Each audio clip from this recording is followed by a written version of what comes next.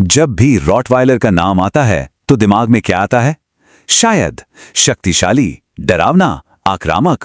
ये कुछ शब्द हैं जो अक्सर इस ब्रीड के साथ जोड़े जाते हैं। लेकिन क्या हो अगर ये कहा जाए कि इस ब्रीड के बारे में हमारी जो समझ है वो शायद पूरी तरह से गलत हो? चलिए आज इसी शानदार कुत्ते के पीछे की हैरान कर देने वाली सच्चाई को जानते हैं। जरा सोचिए इस बात पर।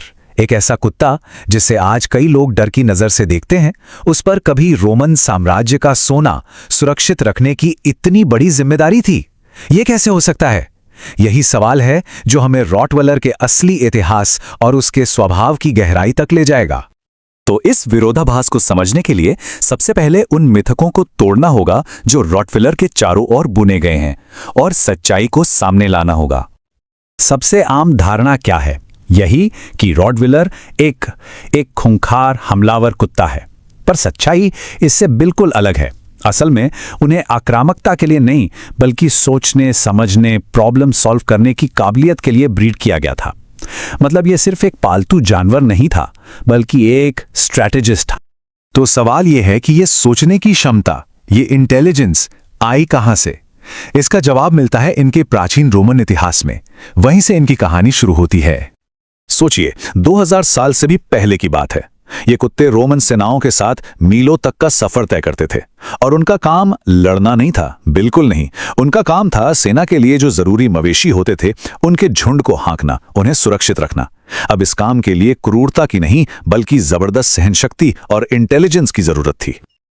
और यहीं पर एक और मिथक टूटता है। इनके नाम रॉटवाइलर का मतलब कुछ डरावना या खूंखार नहीं है। ये नाम तो जर्मनी के एक शहर रॉटविल से आया है, जहां इस ब्रीड ने एक बिल्कुल नई और बहुत जरूरी भूमिका निभाई। तो रोमन साम्राज्य के बाद कहानी पहुंचते हैं मध्ययुगीन जर्मनी के उसी शहर रॉटविल में, और यहां रॉटवाइलर की भूमिका और भी ज्यादा जिम्मेदारी वाली हो गई। एक ऐसी भूमिका जिसमें सिर्फ इंटेलिजेंस ही नहीं, बल्कि अटूट भरोसे की भी जरूरत थी। वे वहां कसाईयों के लिए मवेशियों को बाजार तक ले जाते थे, मांस की भारी गाड़ियां खींचते थे। लेकिन सबसे हैरान करने वाला काम तो कुछ और ही था। कसाई अपनी दिन भर की कमाई यानी सिक्कों से भरी थैली कुत्ते के गले में बांध देते थे। सोचिए जरा, उन पर कितना गहरा विश्वास किया जाता था। यह सिर्फ ताकत की परीक्षा नहीं थी, बल्कि उनके जजमेंट और वफादारी का इम्तिहान था। तो इतिहास तो हमें यह बताता है कि वो कितने भरोसेमंद थे, लेकिन मॉडर्न साइंस हमें बताता है कि वो ऐसे क्यों थे।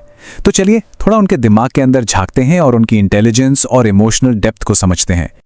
ये जानना दिलचस्प है कि कुत्तों की इंटेलिजेंस की रैंकिंग में रॉटवाइलर दुनिया के टॉप 10 में आते हैं। इसका मतलब क्या है? इसका मतलब है कि वो सिर्फ 5 से 10 बार दोहराने पर ही कोई नया कमांड सीख सकते हैं। ये कई दूसरी ब्रीड्स के मुकाबले कहीं ज्यादा तेज है।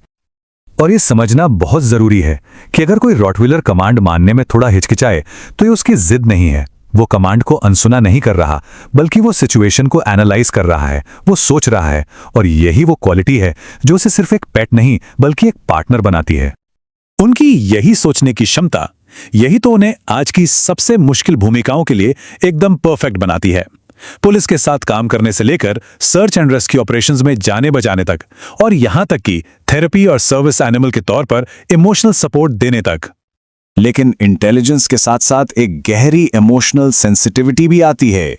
ये एक ऐसा पहलू है जिसे अक्सर नजरअंदाज कर दिया जाता है। ये अपने परिवार के साथ एक बहुत ही मजबूत बंधन बनाते हैं और अपने मालिक के मूड को लेकर अविश्वसनीय रूप से सेंसिटिव होते हैं। और यही इंटेलिजेंस और इमोशनल डेप्थ उन्हें एक असाधारण फैमिली गार्डियन बनाती है।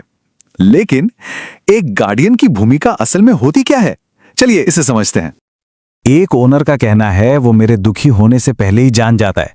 ये एक छोटी सी बात है, लेकिन ये बहुत कुछ कह जाती है। यह उनकी गहरी एम्पैथी और अपनी फैमिली के साथ उनके अटूट कनेक्शन का सबूत है। एक सच्चा गार्डियन आंखें बंद करके हमला नहीं करता। एक वेल ट्रेन्ड रॉटवाइलर पहले सिचुएशन को समझेगा, परखेगा। वो खतरे और अपनी फैमिली के बीच में आकर खड़ा हो जाएगा। भौंकना या हमला करना उसका लास्ट रिजॉर्ट होता है, फर्स्ट ऑप्शन नहीं। वो हमेशा पहले सोचता है और फिर एक्ट करता है। तो फिर सवाल वही उठता है कि अगर ये इतने समझदार और बैलेंस्ड हैं, तो फिर इन पर कभी-कभी बैन या रोक क्यों लगाई जाती है? इसका जवाब कुत्ते में नहीं, बल्कि ओनर की जिम्मेदारी में छुपा है। सच तो ये है कि एक रॉटवाइलर की ताकत और इंटेलिजेंस मालिक की गलतियों को कई गुना बढ़ा सकती है। कठोर सजा या चिल्लाने से उनमें डर और अविश्वास पैदा होता है, जो आगे चलकर एग्रेशन का कारण बन सकता है।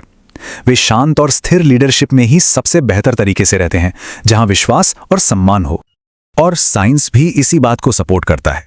स्टडीज साफ तौर पर दिखाती हैं कि किसी कुत्ते के एग्रेसिव होने का सबसे बड़ा प्रेडिक्टर ब्रीड नहीं, बल्कि मालिक का बर्ताव, ट्रेनिंग और शुरुआती सोशलाइजेशन होता है। जिम्मेदारी हमेशा लीश के दूसरे छोर पर होती है। तो आखिर रॉटविलर क्या है? ये यादगार लाइन शायद इसे सबसे अच्छे से बताती है। जब कोई रॉटविलर घर लाता है तो उसे सिर्फ एक पालतू जानवर नहीं मिलता, उसे एक संरक्षक, एक विचारक और एक खामोश परछाई मिलती है। एक ऐसा साथी जिसे समझने के लिए हमें मिथकों से परे देखना होगा।